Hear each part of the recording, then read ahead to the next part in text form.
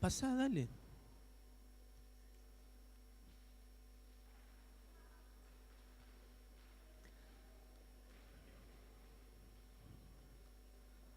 Muy bien.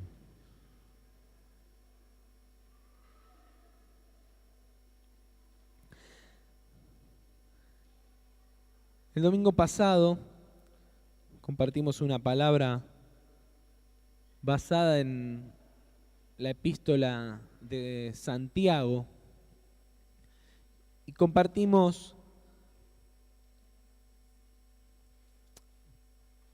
las características o algunas características que destaca Santiago que deben identificar al hombre de fe, ¿sí? Una fe que se traduce en un estilo de vida, en una forma de ser. Y en realidad, como también lo explicamos la semana pasada, sí, Santiago es la carta de, ¿no? La famosa carta de la fe manifestada en las obras. Y esa es la idea, enfocarme esta mañana un momento en el tema de las obras, como manifestación, como expresión de la fe. No voy a prometer ser corto, aunque espero no excederme en el tiempo. Creo que en realidad es una palabra que justamente no necesita mucho de mis palabras, sino que necesita mucho más de nuestra acción, porque habla de obras, no de palabras, justamente. Dice capítulo 2 de Santiago en el versículo 14, en realidad, les digo la verdad, sería para leerlo todo, para leerla toda la carta y leer todo el pasaje, pero justamente en honor al tiempo, para cuidar esto, vamos a ser un poco más breves. Dice, versículo 14 del capítulo 2, amados hermanos, ¿de qué sirve a uno decir que tiene fe si no lo demuestra con sus acciones? No lo identifiqué ahí, pero yo estoy leyendo Nueva Traducción Viviente. ¿Puede esa clase de fe salvar a alguien? Supónganse que ven a uno o a un hermano o una hermana que no tiene qué comer ni con qué vestirse y uno de ustedes le dice, adiós, que tengas un buen día, abrígate mucho y aliméntate bien, pero no le da ni alimento ni ropa. ¿Para qué sirve? De alguna manera este texto resume todo el pasaje, ¿sí? Todo el mensaje y toda la carta, en realidad, de Santiago, ¿sí? Si lo que decimos no es congruente con lo que hacemos, ¿qué fe tenemos? ¿De qué fe estamos hablando? ¿Cuál es el mensaje que estamos dando? ¿Sí? Nuestro mejor mensaje está en nuestras acciones. Nuestro mejor mensaje está en lo que hacemos, no en lo que decimos. Esto es lo que está diciendo Santiago, ¿sí? Lo que hacemos determina cuán comprometidos estamos con el mensaje que predicamos.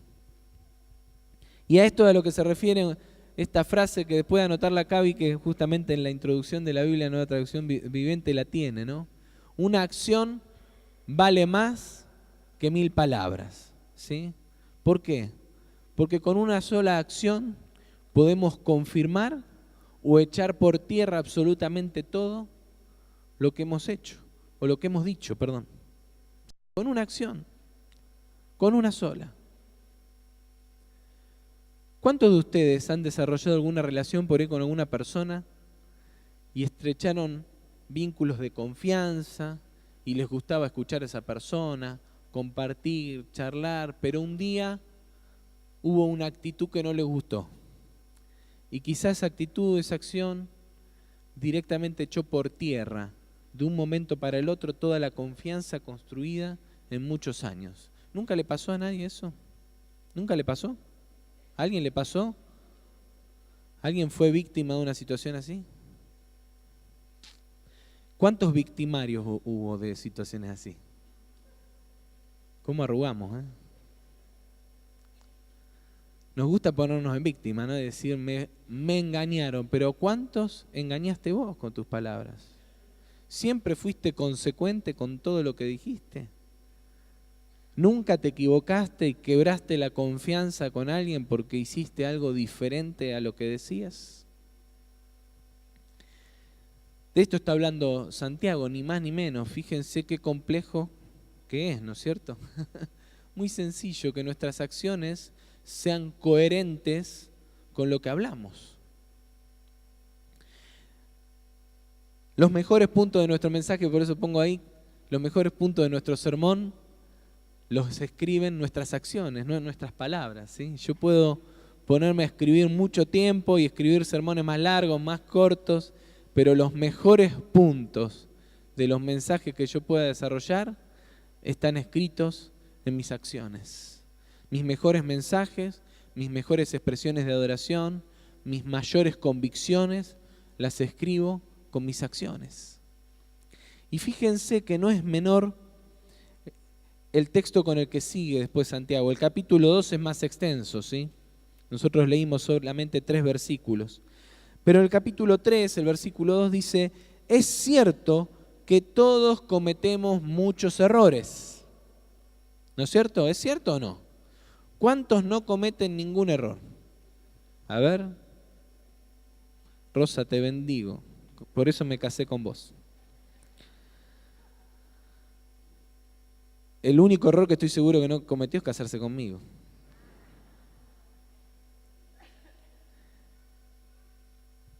Para bendición mía, por supuesto. Obviamente. Es cierto que todos cometemos muchos errores. Dice, pues si pudiéramos dominar la lengua, seríamos perfectos, capaces de controlarnos en todo sentido. Fíjense qué interesante lo que dice, ¿no? El pasaje de nuevo, este pasaje capítulo 3 es más largo, ustedes pueden leerlo todo, ¿sí? Pero está conectando nuestros muchos errores con el problema de la lengua. Y no tiene que ver con el idioma, no tiene que ver con el problema que tenemos con Juan Ignacio, que habla más en chino que en castellano. Se entiende más con la tía que está del otro lado del mundo que con nosotros. No. No ese es el error. Dice el pasaje, todos cometemos muchos errores. Pues, si pudiéramos dominar la lengua, seríamos perfectos, capaces de controlarnos en todo sentido. Y entonces seguramente nuestras mentes rápidas ya deben estar pensando en más de uno como el pastor que hablan mucho y es que no pueden controlar la lengua. Pero como yo soy calladito, entonces soy calladito, soy casi perfecto. ¿No es cierto? ¿Es lo que dice el pasaje? No, hermano, no es lo que dice el pasaje. No por casualidad está este versículo acá. Después de todo lo que viene diciendo Santiago acerca de las obras y el decir. Podés ser muy callado, podés hablar lo justo y necesario, pero si decís profesar una fe que no es consecuente con tus obras, entonces tu lengua es un lazo y te lleva a cometer errores. Un error que no es poco común y que vamos a mencionar después, pero que atraviesa absolutamente a todo este mensaje. Lo vimos en el primer mensaje de esta miniserie de 2 sermones, que fue el que dimos el domingo pasado cuando hablamos de la deslealtad. Otro punto donde la mayoría de nosotros no se anota. Ser desleal, no. Puedo ser desconfiado, puedo hablar demasiado, me puedo equivocar mucho, pero desleal yo jamás. Y sin embargo decir que creemos en Dios, decir que le creemos a Él, decir que Él es nuestro proveedor, decir que Él es nuestro sustento, decir que es nuestro Salvador, pero no demostrarlo con nuestras acciones, es ser desleal a Dios, es hacerlo mentiroso, es decirle que creemos en Él, pero actuar no creyendo en Él. Y esto es una trampa. Por eso convendría que mejor antes de hablar nos aseguremos que podemos accionar en consecuencia, cosa que a muchos de nosotros, seguramente a la mayoría, nos cuesta mucho. Y les diría que todos los domingos, cuando levantamos la mano y nos comprometemos y hacemos voto con el Señor y le decimos, Señor, heme aquí, y le decimos lo que seco, muerto estaba, levantás con poder, restauró la ruina, pero después esta semana caminamos en ruinas, fracasados, esclavizados, angustiados. Y entonces, ¿qué pasó con nuestro mensaje, con nuestra voz? Entonces, hay dos razones por las que Santiago pone este pasaje, esta palabra y esta exhortación acá, después de hablar de la fe por las obras. Primero, porque definitivamente, si podemos tener control sobre la lengua, hemos desarrollado tal capacidad de dominio propio que podemos controlar el resto de nuestro cuerpo y de nuestras acciones. Seguro. Si nosotros tenemos la capacidad de dominar nuestra lengua para no decir nada antes de estar seguros de que estamos diciendo lo correcto, de que lo que vamos a decir es consecuente con lo que Dios nos manda a decir, de que no vamos a criticar ni a juzgar a nadie, cosa de la que también habla Santiago, enseguida lo vamos a ver, que no voy a comprometerme rápidamente, como dice Proverbio, a hacer voto de consagración para pensar después de haberlo hecho. Cuando adquiero esa capacidad de manejar mis palabras a tiempo, he adquirido un dominio propio que seguramente me garantiza que puedo manejar mis acciones y someterlas todas absolutamente a la voluntad de Dios. Y la segunda razón es porque justamente como lo dice Santiago, ¿sí? Y lo vuelve a refrendar una y otra vez, nuestra fe tiene que estar manifiesta por nuestras obras, no por nuestra boca. Una persona de fe no necesita contar de su fe. Una persona que vive por la fe no necesita contarlo. Los hechos hablan solos. Su vida, su testimonio habla sola, no necesita contarlo. Si estamos teniendo que hablar mucho de nuestra fe, nos tendríamos que preguntar si verdaderamente estamos anclados en el Señor, convencidos plenamente de que Él es nuestro sustento, nuestro proveedor, nuestro Dios, nuestro Salvador, nuestro sanador. Y por eso Santiago incluye esto acá. Y continúa en el mismo tono y en el capítulo 4 dice: amados hermanos, no hablen mal los unos de los otros. Si se critican y se juzgan entre ustedes, entonces critican y juzgan la ley de Dios. Les corresponde, en cambio, obedecer la ley, no hacer la función de jueces. Y por eso este punto yo lo llamé: el juicio se dice, la obediencia se hace. Porque no es obediente aquel que dice que es obediente, sino aquel que actúa en obediencia, ¿sí? Ahora el juicio se dice. Para juzgar a los demás uno habla, señala, critica. Y entonces lo que Santiago le está diciendo es: no los llamó a ustedes el Señor a criticar, a hablar. Nos lo está diciendo a nosotros, me lo está diciendo a mí, por supuesto.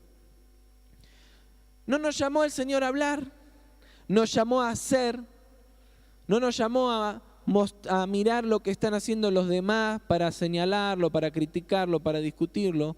Dios nos llamó a velar porque nuestra propia vida actúe en consecuencia con la ley de Dios. Que nuestra vida sea un testimonio real, concreto, seguro, congruente con la palabra de Dios y con la fe que decimos profesar.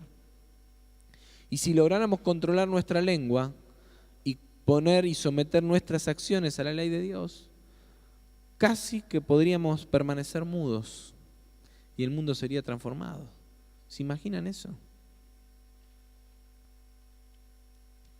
Es fácil juzgar, es fácil hablar, siempre es más fácil. Más si señalar el error en el otro me va a justificar a mí de los míos. Y bueno, yo hice así, pero fíjate aquel. Y bueno, si todos hacen esto, ¿y por qué yo diferente?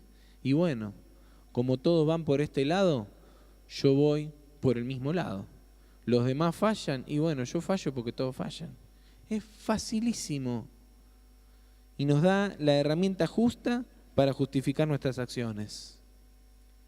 Y por supuesto lo que demuestra esto es que no tenemos freno, que nuestra lengua no tiene freno. En cambio, las acciones que muestra nuestra fe son las de la obediencia a la ley. No las de la lengua, sino las de nuestra obediencia. Todos podemos conocer a fondo la ley.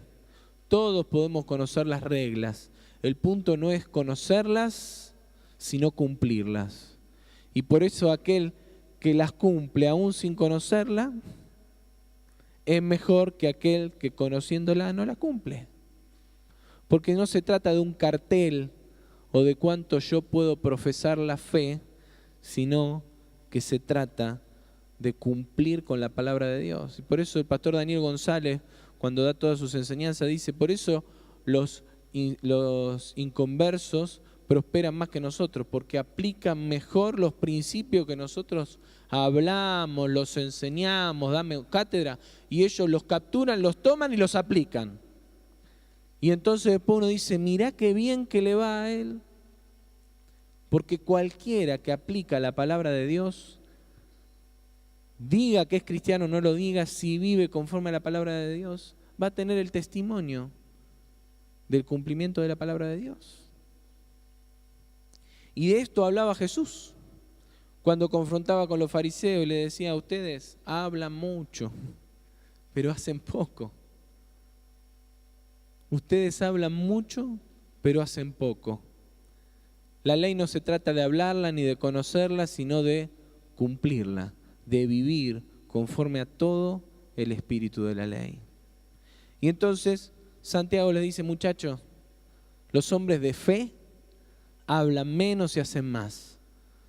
No tienen la lengua tan rápida y en vez de andar criticando a los demás, mirando a los demás, juzgando a los demás, se están ocupando de ser obedientes. Nada que no hayamos visto ya también el domingo pasado. Pero el punto es que Santiago está llevando a sus lectores a hablarles de las obras concretas, ¿sí? De las obras concretas. Porque las obras se hacen, no se dicen. Y entonces les habla Santiago capítulo 2, Santiago capítulo 5, y hay algunas otras perlas más, de cosas concretas. Les habla acerca de la imparcialidad. Capítulo 2 comienza hablándole y diciéndole, viene un tipo, ¿no?, que tiene toda la plata, reconocido en la ciudad, y ustedes lo sientan en la primera fila, por favor, siéntese. Ahora viene uno que está todo medio andrajoso, que viste mal, que no tiene plata, y ustedes lo dejan al rincón o lo hacen sentarse en el piso si no tienen una silla para darle. ¿Eso no es hacer acepción de personas? ¿Esas son las obras de la fe? ¿Ese es el Jesús del que predicamos? Y ustedes me dirán, bueno, nosotros acá no hacemos eso. Sí, gracias a Dios en principio porque todavía tenemos sillas libres. Pero no estamos hablando además solamente de la iglesia. En tu propia vida, ¿cómo juzgás a las personas? ¿Cómo te das a las personas?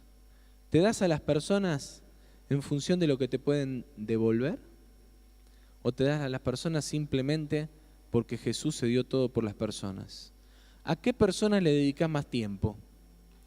¿A qué personas le dedicas más atención? ¿Con qué personas tenés mayor consideración? ¿Con las que sentís que te pueden dar algo a vos? Sea que te pueden dar algo concreto o que estar cerca de ellas te da un estándar mejor. ¿Cómo está mi vida en cuanto a la imparcialidad? ¿Soy imparcial con todos o prefiero elegir? ¿Le dedico más tiempo? ¿Le dedico mi esfuerzo, mi cariño y mis ganas a aquellos que me aguanto, con los que me entiendo mejor? Y ese que es medio pesado, medio denso, medio que me tiene hasta acá, mejor lo tengo de costado.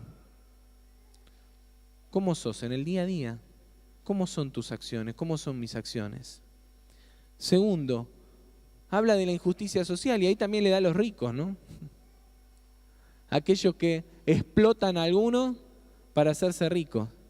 Y vos me dirás, bueno, como yo no soy rico, no tengo empleados, esa palabra no es para mí.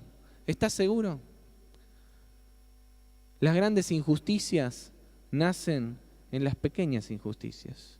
Nadie se hace corrupto cuando llegó arriba, hermanos. Nadie. Es una mentira que el poder arriba es el que te corrompe. Cuando llegaste al poder, recién ahí te corrompiste.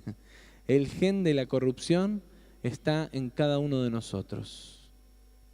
Y una persona que estando en el poder demuestra que se ha corrompido, en realidad no hace más que sacar a la luz, más expuesta, más arriba, algo que en su corazón empezó mucho tiempo antes.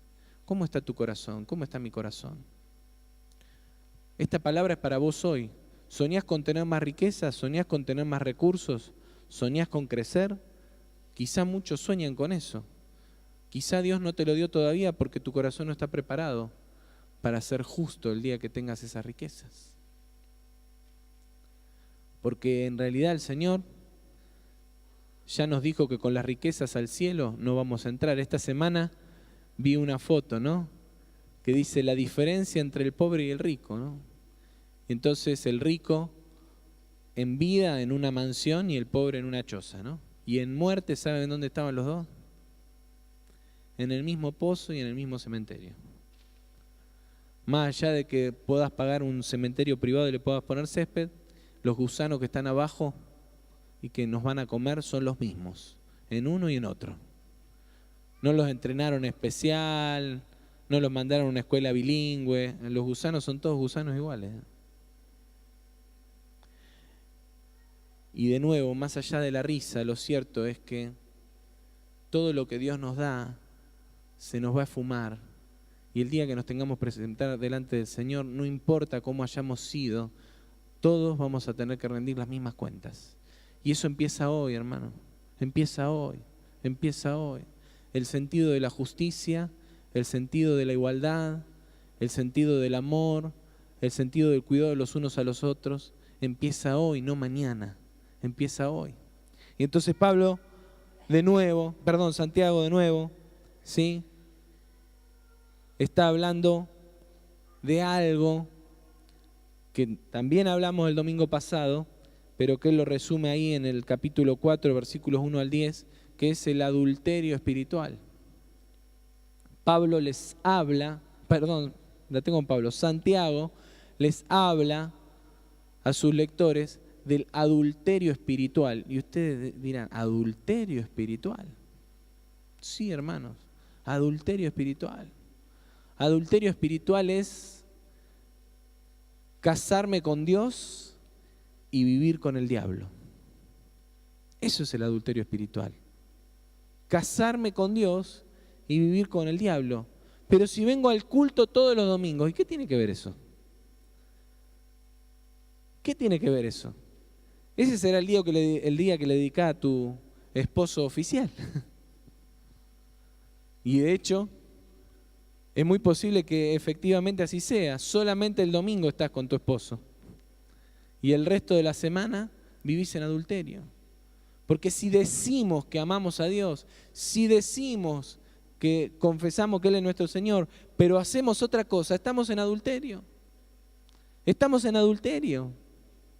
Y si no lo entendemos así, y si no lo asumimos con esa gravedad, y si no caminamos entendiendo que tenemos que volver en nuestra fidelidad a Dios, no vamos a ver nuestras vidas transformadas y mucho menos la vida de los demás a través de nuestra vida. De esto ya hablamos también el domingo pasado y de nuevo tiene que ver con lo que mencionaba al principio, la lealtad. Lealtad, fidelidad a Dios. Y la fidelidad a Dios no se cumple con palabras o con un par de acciones de las que te cuidás, que son los pecados condenados por todo. Entonces, como yo no me acuesto con una mujer que no es la mía, yo estoy santo. Como pongo mi diezmo todos los domingos, yo estoy santo. No, hermano. La santidad es mucho más que esas acciones religiosas, que no es que no las tenés que hacer, pero si las mirás desde esa perspectiva, no es más que religión. No es más que religión. Vivir toda nuestra vida en coherencia con el mensaje que predicamos es la única garantía de que estamos siendo leales y fieles al Señor. Cualquier decisión que va en contra del contrato de matrimonio, de la ley de matrimonio que me he puesto con Dios el día que dije, sí Señor, yo soy parte de tu cuerpo, de tu esposa, me pone en adulterio. Por más chiquito que sea. De hecho, Jesús a tal punto elevó el pecado de adulterio que dijo, solamente cuando en tu mente codiciaste a la esposa, a la mujer de tu prójimo, ya pecaste, ya adulteraste con ella en tu corazón. Solamente cuando pensaste, es verdad que Dios me va a proveer, pero qué bueno estaría hacerlo de esta manera como lo hace este incircunciso, porque llegaría más rápido. Adulteraste en tu corazón, adulteré en mi corazón. Nos gusta circunscribir las cosas a un espacio, a un momento. Y entonces está buenísimo hablar que el adulterio es solamente que te acueste con la mujer de otro. Listo, ya está, lo cerramos ahí y se nos acabó el problema. No, hermano, el adulterio va mucho más allá. Y si Dios es nuestro esposo, si esa es la figura perfecta que Dios usó para unirse con la iglesia, cualquier pensamiento que nos lleva a creer que podemos caminar una vida por la tangente, de otra manera, buscando una solución diferente a la que Dios nos propone, nos sitúa en el lugar del que adultera. Por eso, de nuevo, una vez más, nuestra acción, vale más que todas las palabras, que todos los mensajes, que todo lo que podamos predicar.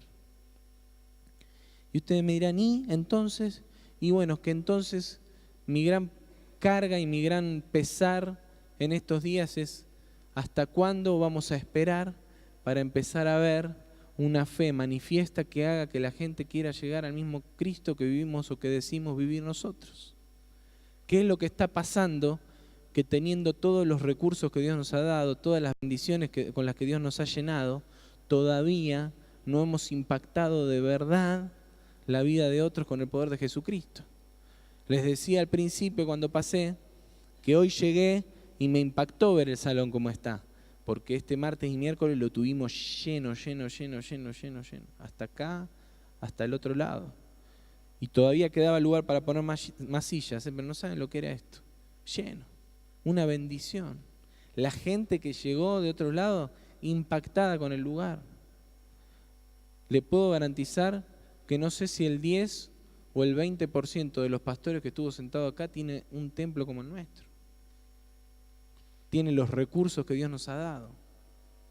Y no solamente eso, porque tenemos templo, tenemos un sonido de primera. Hicieron el sonido con nuestro sonido. Y sonó increíble. Obviamente agregaron otras cosas acá, luces, caños, fierro, de todo. Yo le hablaba a los hermanos de que nos lo ofrendaran, pero no lo quisieron ofrendar, se lo llevaron. No les tocó el corazón el Señor. Pero hermanos, tenemos riquezas tremendas. Tenemos no solo un edificio, 3 edificios. Las instalaciones que tenemos nosotros, no saben cómo lo miran otras personas, diciendo, no puede ser. Tenemos hermanos de distintas iglesias que nos viven llamando todo el tiempo para pedirnos un lugar. Hay un hermano de otra iglesia que me dijo, queremos hacer actividad deportiva y te vamos a pedir, queremos tener el nivel medio todas las semanas, porque queremos hacer actividad deportiva para jóvenes y adolescentes. Y nos lo vienen a pedir a nosotros porque no lo tienen. Y de nuevo, ¿por qué les cuento esto? Porque no es la imagen, hermano, la que va a transformar la ciudad. Y podemos tener todo lo que tengamos, pero si nuestras acciones no son coherentes con nuestras palabras, ¿de qué sirve? Ahora, si el Señor nos confió todo lo que nos confió, es porque seguramente el Señor nos tiene fe. Y nos tiene tanta fe que no solamente dijo de nosotros que tiene fe, sino que encima actuó en consecuencia y nos entregó riquezas tremendas en nuestras manos, como iglesia y a cada uno de nosotros. Porque conozco a la mayoría de los que estamos aquí y yo sé que cada uno de nosotros tiene cosas tremendas que Dios ha confiado en nuestras manos, porque nos tiene fe. Pero sin embargo nuestras acciones todavía no son lo coherente que tienen que ser con la fe que profesamos. Y hermanos, llega el tiempo de la verdad. Llega el tiempo de que una vez por todas nos pongamos en orden delante del Señor. Y no quisiera que pensemos que eso significará que se nos llene el templo. No, hermano. Porque podemos tener el templo más lleno y con la misma problemática. Podemos tener el templo más lleno y seguir sin afectar a nadie. Podemos seguir teniendo el mismo templo y revolucionar solamente con un lugar así de este tamaño toda la ciudad. ¿Saben de qué depende eso? De mí, de mis acciones, de mi coherencia con la fe que declaro.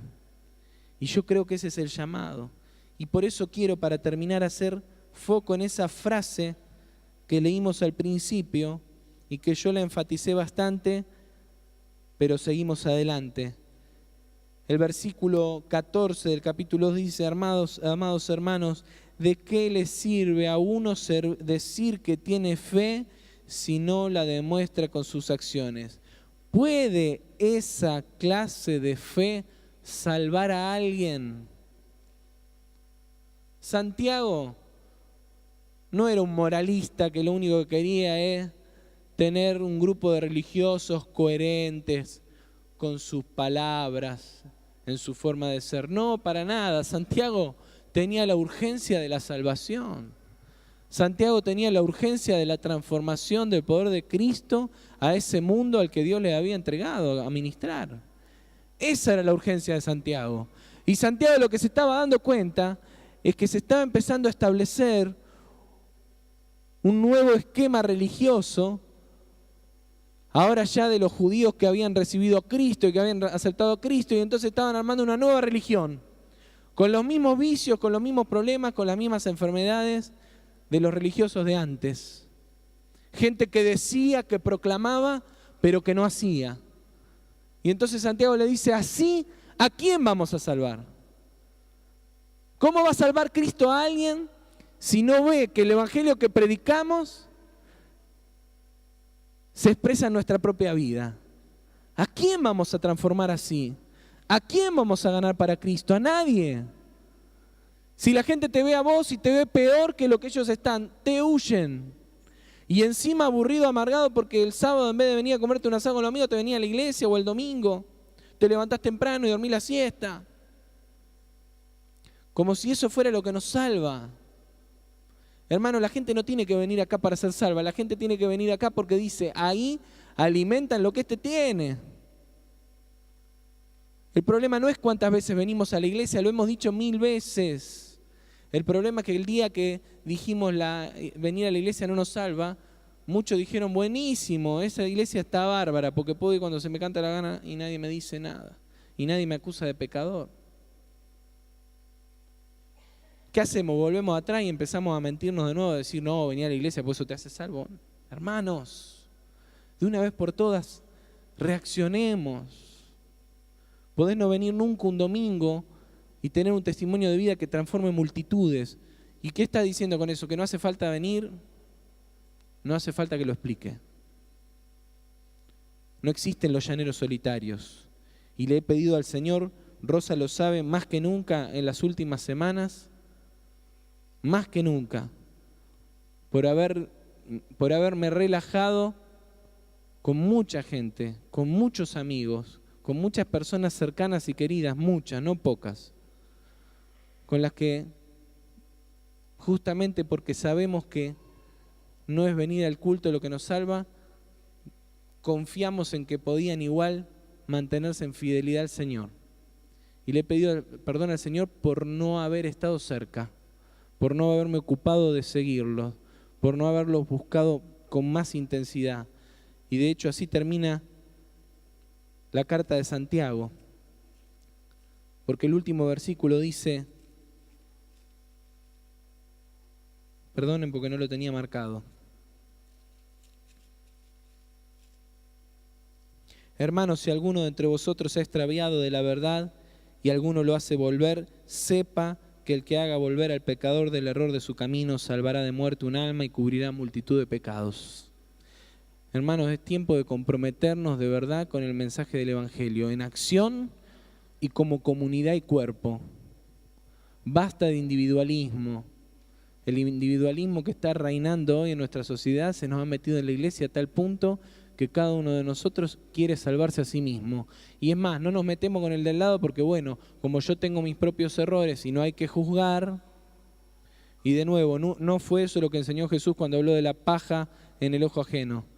Lo que Jesús dijo es: no le saque la paja a tu hermano si primero no te humillaste delante del Señor a sacarte las vigas del tuyo. Pero andá, sacate las vigas, confesá tus pecados y andá después y sacarle la paja a tu hermano. Eso es lo que dice la palabra. Y nos hemos quedado con un mensaje a medias. Es tiempo de restaurar nuestra congregación, de reconciliarnos, de buscar a los que se nos han extraviado, a los que se nos quedaron en el camino, de preguntarle: che, ¿qué te pasa? ¿Cómo estás? Quiero asegurarme que estés bien. Es tiempo de ponernos en la brecha en el Señor y evaluar nuestras acciones si son coherentes con la fe que proclamamos, porque esta ciudad está esperando que la iglesia se levante para manifestarles un Cristo de amor, un Cristo de transformación, y ese Cristo del que cantábamos y predicábamos en la última canción diciendo: restaura las ruinas. Si acá dentro de la iglesia todavía a vos y a mí nos cuesta vivir en tal satisfacción que no necesitemos buscar de ese agua fresca de Dios una y otra vez, ¿cuánto más los que no le conocen a Cristo? No podemos ser tan egoístas de guardarnos lo que Dios nos ha dado. Y hermanos, comparto esta palabra en las vísperas de los 40 días de ayuno y oración porque anhelo verdaderamente que estos 40 días despierten en nosotros un fuego nuevo, no para el misticismo, no para el culto del domingo, sino para que nuestra vida empiece a actuar con la coherencia de un hombre de verdadera fe. Amén. Y como el domingo que viene no voy a estar, quería compartir hoy esta palabra y decirle, hermanos, ninguno de nosotros puede quedarse fuera de este tiempo de oración y búsqueda. Porque si en algo nos tenemos que poner de acuerdo en esta congregación, es que no vamos a permitir más que la apatía y la mentira de la religión nos invadan y nos impidan cumplir la misión que Dios nos ha llamado a caminar como iglesia. Amén. Y por eso es que te invito a que no te vayas hoy sin tu libro. Te invito también a que vengas a iniciar juntos el tiempo de oración el jueves y viernes, y también a todos los obreros de la iglesia, a todos los hermanos que están sirviendo y activando en un ministerio, a que agendes el tiempo de retiro que vamos a tener, porque ese tiempo de retiro va a ser determinante en lo que Dios impartirá en nuestras vidas para lo que viene. Estamos cerrando un ciclo en la iglesia de 5 años, 5 años de mucho trabajo, 5 años de mucha edificación, 5 años donde Dios nos ha venido hablando acerca de una visión, de un propósito y un proyecto de iglesia. Y es tiempo de empezar a caminar sobre las bases que Dios nos ha puesto. Amén. Hermanos, yo acá voy a terminar. Dios hoy nos ha ministrado muchísimo. Aquellos que necesitaban el renuevo del Señor han levantado sus manos, hemos orado y yo sé que el trato del Señor sigue. Por eso no vamos a terminar cantando, simplemente te invito a que te pongas de pie. La palabra ha sido dada y hoy no tenemos que decir más nada. Si el mensaje del Señor ha llegado a nuestro corazón, lo que tiene que ocurrir es que empecemos a tener pronto en nuestro alrededor el testimonio del efecto de un mensaje de fe predicado por las obras de cada uno de nosotros. Amén. ¿Esperás que así sea? Amén. Tenemos tarea, hermanos, pongámonos a hacer. Que Dios te bendiga. No te olvides de anotarte en el cronograma de